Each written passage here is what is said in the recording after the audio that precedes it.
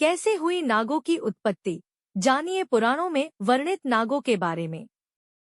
हमारे धर्म ग्रंथों में शेषनाग, वासुकी नाग, तक्षक नाग, करकोटक नाग, धृतराष्ट्र नाग, कालिया नाग आदि नागों का वर्णन मिलता है। आज हम आपको इस लेख में इन सभी नागों के बारे में विस्तार से बताएंगे। लेकिन सबसे पहले हम आपको इन पराक्रमी नागों के पृथ्वी पर जन्म लेने से संबंधित पौराणिक कहानी सुनाते हैं। इन नागों से संबंधित यह कथा पृथ्वी के आदि काल से संबंधित है। इसका वर्णन वेदव्यास जी ने भी महाभारत के आदि पर्व में किया है।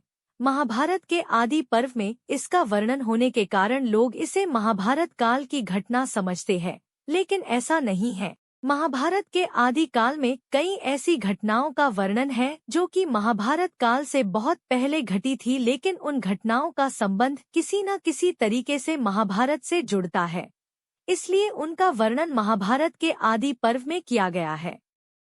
नागों की उत्पत्ति।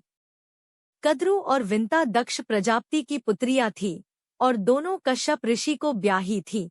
एक बार कश्यप मुनि ने प्रसन्न होकर अपनी दोनों पत्नियों से वरदान मांगने को कहा। कद्रु ने 1 सहस्र पराक्रमी सर्पों की मां बनने की प्रार्थना की और विंता ने केवल 2 पुत्रों की, किंतु दोनों पुत्र कद्रु के पुत्रों से अधिक शक्तिशाली, पराक्रमी और सुंदर हों। कद्रु ने 1000 अंडे दिए और विंता ने 2। समय आने पर कद्रु के अंडों से 1000 सर्पों का जन्म हुआ। पुराणों में कई नागों, खासकर वासुकी, शेष, पद्म, कंबल, कारकोटक, नागेश्वर, धृतराष्ट्र, शंखपाल, कालाख्य, तक्षक, पिंगल, महानाग आदि का काफी वर्णन मिलता है। शेषनाग। कद्रु के बेटों में सबसे पराक्रमी शेषनाग थे। इनका एक नाम अनंत भी है। शेषनाग ने जब देखा कि उनकी माता व भाइयों ने मिलकर विंता के साथ छल किया है, तो उन्होंने अपनी मां और भाइयों का साथ छोड़कर गंधमादन पर्वत पर तपस्या करनी आरंभ की। उनकी तपस्या से प्रसन्न होकर ब्रह्मा ने उन्हें वरदान दिया कि तुम्हारी बुद्धि कभी धर्म से विचलित नहीं होगी। ब्रह्मा ने शेषनाग को यह भी कहा कि यह पृथ्वी निरंतर हिलती डुलती रहती है, अतः तुम इसे अपने फन पर इस प्रकार धारण करो कि यह स्थिर हो जाए। इस प्रकार शेषनाग ने संपूर्ण पृथ्वी को अपने फन पर धारण कर लिया। क्षीरसागर में भगवान विष्णु शेषनाग के आसन पर ही विराजित होते हैं। धर्म ग्रंथों के अनुसार भगवान श्रीराम के छोटे भाई लक्ष्मण व श्री कृष्ण के बड़े भाई बलराम शेषनाग के ही अवतार थे। वासुकी नाग। धर्म ग्रंथों में वासुकी को नागों का राजा बताया गया है। ये भी महर्षि कश्यप व कद्रु की संतान थे। इनकी पत्नी का नाम शतशीर्षा है। इनकी बुद्धि भी भगवान भक्ति में लगी रहती है। जब माता कद्रु ने नागों को सर्प यज्ञ में भस्म होने का श्राप दिया, तब नाग जाति को बचाने के लिए वासुकी बहुत चिंतित हुए। तब एलापत्र नामक नाग ने इन्हें बताया कि आपकी बहन जरत्कारु से उत्पन्न पुत्र ही सर्प यज्ञ रोक पाएगा। तब नागराज वासुकी ने अपनी बहन जरत्कारु का विवाह ऋषि जरत्कारु से करवा दिया। समय आने पर जरत्कारु ने आस्तिक नामक विद्वान पुत्र को जन्म दिया। आस्तिक ने ही प्रिय वचन कहकर राजा जन्मेजय के सर्प यज्ञ को बंद करवाया था। धर्म ग्रंथों के अनुसार समुद्र मंथन के समय नागराज वासुकी की नेति बनाई गई थी। त्रिपुरदाह के समय वासुकी शिव धनुष की डोर बने थे। तक्षक नाग। धर्म ग्रंथों के अनुसार तक्षक पातालवासी 8 नागों में से एक है। तक्षक के संदर्भ में महाभारत में वर्णन मिलता है।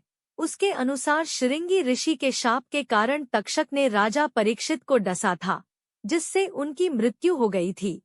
तक्षक से बदला लेने के उद्देश्य से राजा परीक्षित के पुत्र जन्मेजय ने सर्प यज्ञ किया था।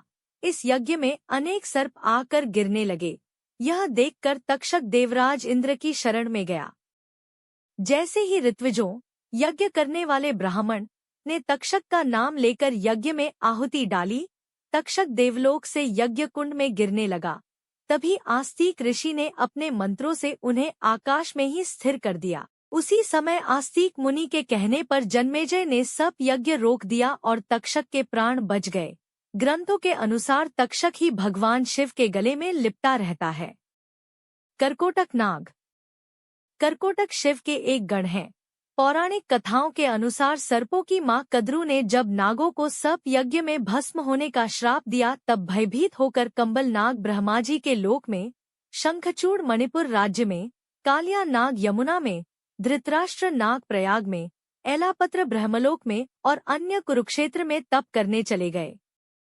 ब्रह्माजी के कहने पर कर्कोटक नाग ने महाकाल वन में महामाया के सामने स्थित लिंग की स्तुति की। शिव ने प्रसन्न होकर कहा कि जो नाग धर्म का आचरण करते हैं उनका विनाश नहीं होगा।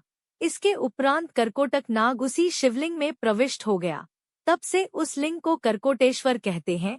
मान्यता है कि जो लोग पंचमी, चतुर्दशी और रविवार के दिन कर्कोटेश्वर शिवलिंग की पूजा करते हैं उन्हें सर्प पीड़ा नहीं होती। धृतराष्ट्र नाग। धर्म ग्रंथों के अनुसार धृतराष्ट्र नाग को वासुकी का पुत्र बताया गया है। महाभारत के युद्ध के बाद जब युधिष्ठिर ने अश्वमेध यज्ञ किया, तब अर्जुन व उसके पुत्र ब्रभुवाहन, चित्रांगदा नामक पत्नी से उत्पन्न के बीच भयंकर युद्ध हुआ।